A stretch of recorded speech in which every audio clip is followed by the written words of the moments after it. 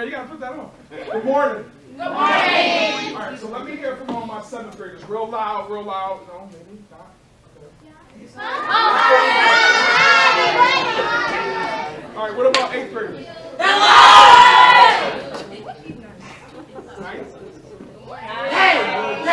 Y'all too cool. Y'all too cool.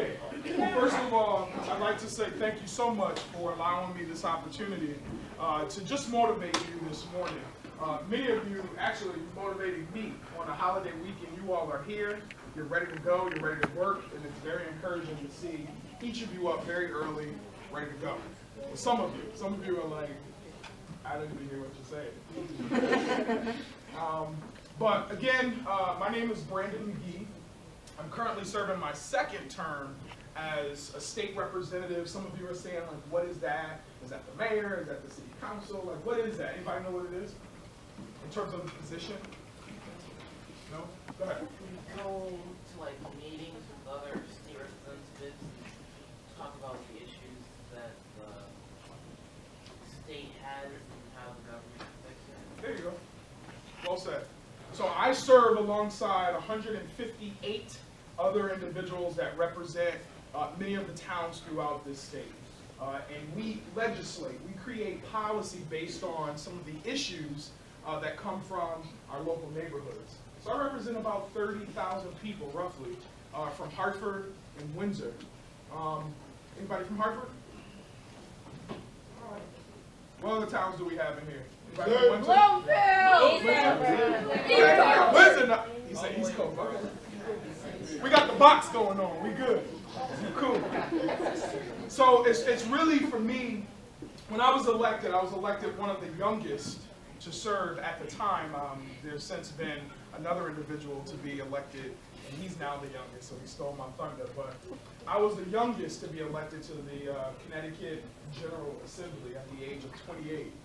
I don't know if you pay attention to any of the political news, but during my first run for state representative, I actually lost. I lost by 1 vote, right? 1 vote. You ever hear people say, oh, my vote really don't matter, I'm not even going to go vote, right? You ever heard that before? Y'all can be honest, they're not here. You're talking to me, right? Unfortunately, right? People talk about, oh, I'm not going to vote, they don't care, whatever, right? So because of those sayings, because of what some of those people tend to believe that their vote don't matter, it really had a great impact on individuals like me running for a political office. Without going through all the details, I continued on and I stayed on the fight. I continued knocking on doors and really telling the people, like, I am the guy. I'm the one that really served you at the state legislature and that I'm being mistreated. And I think some votes have been stolen, right? I think there is something happening in our election process that we need to address. So we went to court, we did all this other stuff, and come to find out there were absentee ballots. Anybody know what absentee ballots are? Tell me what it is. Oh yeah, I saw that head. You were like, what? I know what it is. You. Yeah. Aren't absentee ballots like basically people who weren't who didn't show up? Yeah, basically anybody who may or may not, well, they may be sick or they're on vacation or they just need to cast their vote and send it in. Well, this particular absentee ballot was held. They held it. That's illegal. They held it, right? And it happened to be a vote not for me, not for the guy that I was running against, but it was a third opponent. And so it actually didn't break the tie, but the judge ruled that there are no other cases that will help me come to some sort of resolve. You all have to go back out to the polls and re-vote again. All right? So I did that. And obviously I came out on top. And why am I telling you this very brief story? Left out a lot of details, and you guys are like, okay, where are you going with this? I stayed in the fight. I didn't give up. I didn't say, okay, I'm a loser. I'll try 20 years from now because I'm just too young and I don't know how to do it. But I stayed in the fight. And that particular story represents, I believe, my entire life. I grew up in the north end of Hartford, on Barber Street, to be exact. Don't talk about my street. Barber Street in Hartford. Went to Stowe Village Daycare. For those of you that don't know, you're too young to understand what Stowe Village Daycare was about. From there, my family moved to Westbrook Village. You guys know what Westbrook Village is? Or what's left of it. I attended Annie Fisher, not Annie Fisher STEM, not the fancy stuff. Went to the public school. Then I was bussed out to Canton Public High School, which I think they call it open choice program now. Anybody? I was a project concern, baby. Open choice? Who's a part of the open choice program? Awesome. What schools? KP. You raised your hand. You didn't? I need my coffee, so I could. Go ahead. Oh, nice. Anybody else? That's it? Go ahead. Berlin High School. All right, it's not better than Canton, but okay, cool. Got it. Then my family moved back into, I'm sorry my back is to you guys, I like kind of moving around, but moved to East Hartford. They kicked me out of Project Concern. Graduated from East Hartford Middle, eventually coming back to Hartford, graduating from Prince Tech. I remember my director at Prince Tech, we didn't call them principals because we were studying various vocations as well as getting our academic lessons. And I studied electrical engineering. And I remember our director, or to some of you, our principal, telling me, Brandon, because I asked him, hey, I want to go to this college. I want to apply actually to 4 colleges, and I'm looking for scholarships. Mom really doesn't have any money. My dad really doesn't have any money. I don't know what I'm going to do. His words were, you can't do it. I'm like, why would you tell me that? I didn't know that at the time, but I left kind of frustrated. Like, why would you tell me that I can't go to college, that I can't become somebody with a degree and still become an electrical engineer? Like, that's crazy. And so I worked my tail off to, yeah, you like that? I worked my butt off so that, 1, I could prove him wrong, but 2, I could really do something that I always longed to do, to become the first person in my family to graduate from a 4-year institution. And I did it. So I applied to colleges like Tufts, okay, Morehouse College, Howard University, as well as Alabama State University. I got accepted to Howard, they didn't give me no money. I was just like, Tufts University, but it's a great institution. I take it you're an alumnus of? No, oh, okay, I'm okay. the HBCU alum. Okay. So that was Howard. I didn't accept that. Tufts, they gave me like $10,000. Do your research on Tufts. It's a lot of money. $10,000 wasn't enough. Morehouse, for whatever reason, I didn't get accepted. I'm like, yo, do you understand who I am? I'm Brandon McGee. Like, so I didn't get accepted there, but I got a full ride to Alabama State University, a place that is like second. It's a home to me, my second home. But I didn't know nothing about Alabama. It's all right. Nothing. My dad drove me down to the university, and it was the longest ride. He drives slow, and he wanted to talk about everything. And finally, when I got to the university, to my surprise, they didn't only have red dirt. Right? I just thought it was country, red dirt, people saying hi everywhere. How you doing? Hey. How's everything? Who are you? And I'm like, leave me alone. Right? So, but I got there, full ride. Keep in mind, my director, my principal is telling me, you can't do this because you're graduating from Prince Tech. We don't send our kids to college. You don't do that. I was heartbroken. I wanted to cry, but I really didn't know why I wanted to cry. I just thought it was just normal that he would tell you that you can't go because you're in a vocational school, only to find out that you should be encouraged to do whatever your heart desire, but understand that college is extremely important, especially if you think, or if you believe, you are going to be ahead of other people in our society. And I believe each of you can do that, right? So I went to Alabama State, did everything I can do, joined a fraternity, did a lot with NAACP. Anybody know what NAACP is? Tell me what it is. National Association for the Suffering of Colored People. No, you can't do that. What? She got the national part. Somebody had their hand back there.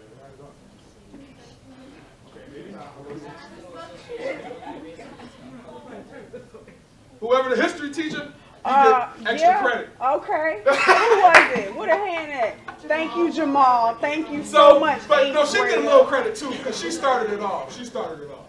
And so I joined the NAACP, and I'm telling you all of this for a reason, okay? And it seems a little choppy, but you'll get the point in a minute.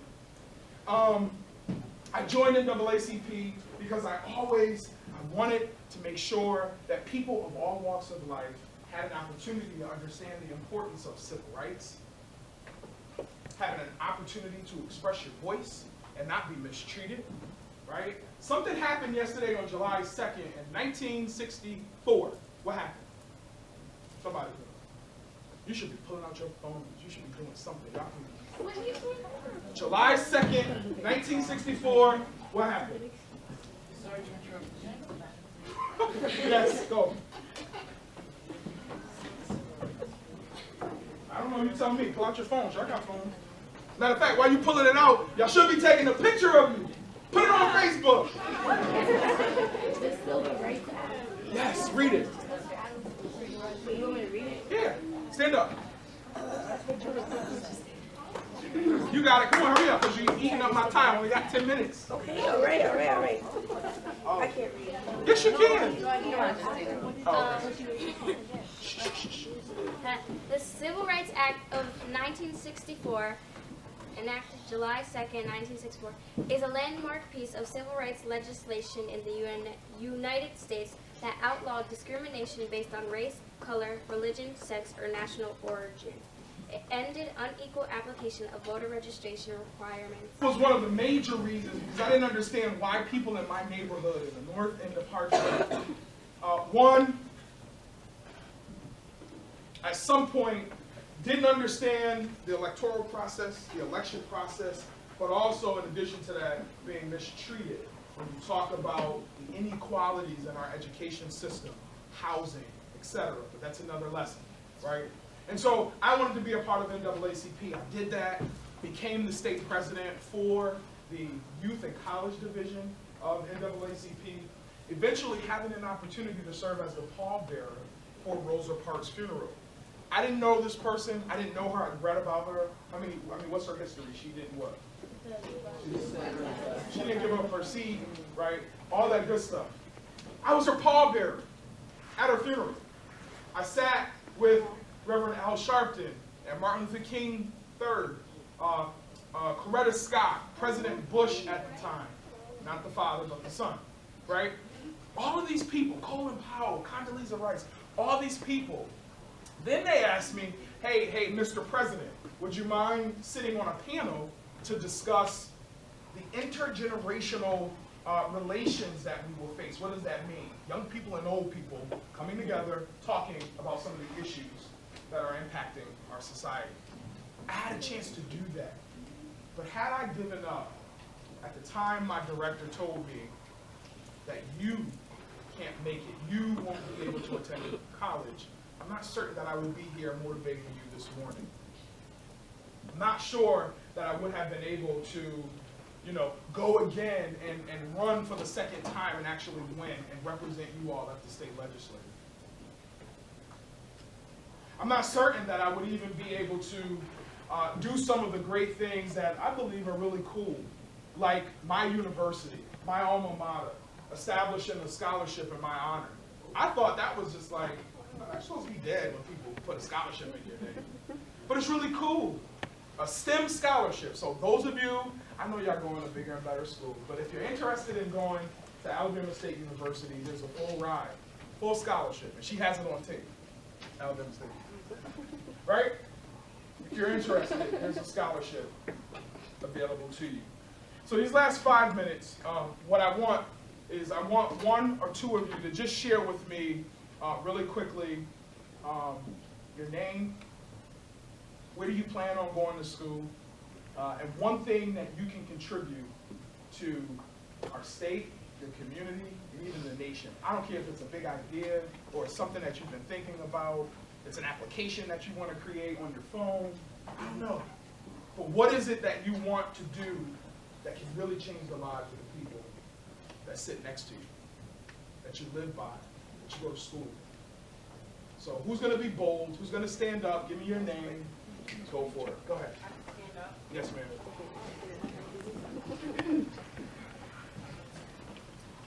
My name is Olivia, and for high school, I'm going to the Ethel Walker School, and college, I don't really know yet. Let's give it up for you. College, I don't really know yet. I have like mine, but one thing that I can contribute is I can be the best that I can be, and I can be like, I'm the first person in my family to like go away, so. Awesome. Thank you.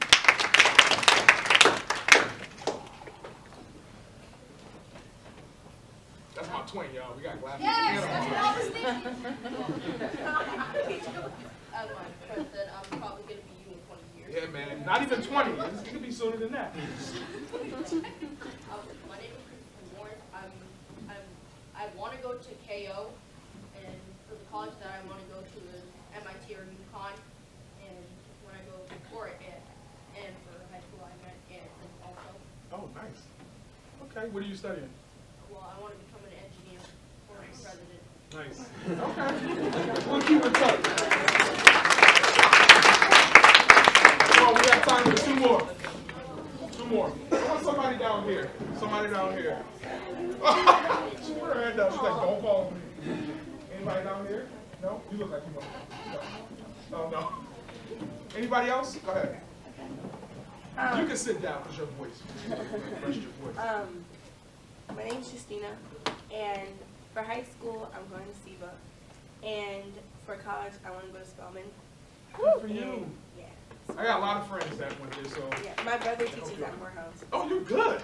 Yeah. Nice. And I kind of want to have my own nonprofit type organization. To do what, if you can? To help the not just the Black community, but just kind of like all about Black power in a way. Nice. I love it. I love it.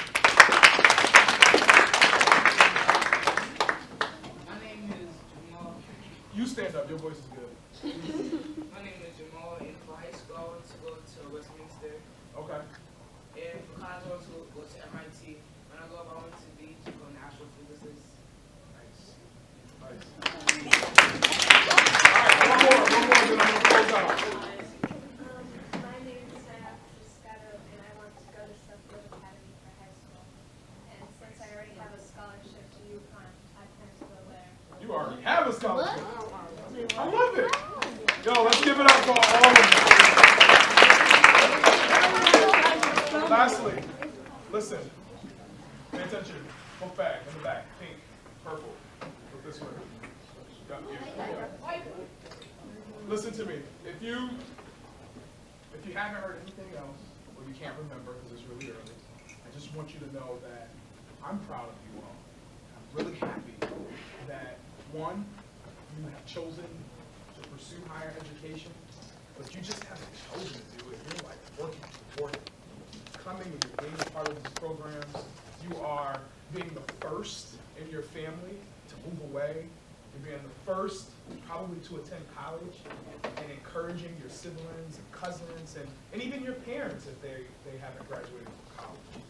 But know that this is not the end. This is just the start of some really great things that can happen in your life. All right? So one thing, and I always do this anytime I go out, is we have to thank all of these wonderful people that take time out to really encourage you. So you guys got to stand up and give them a round of applause.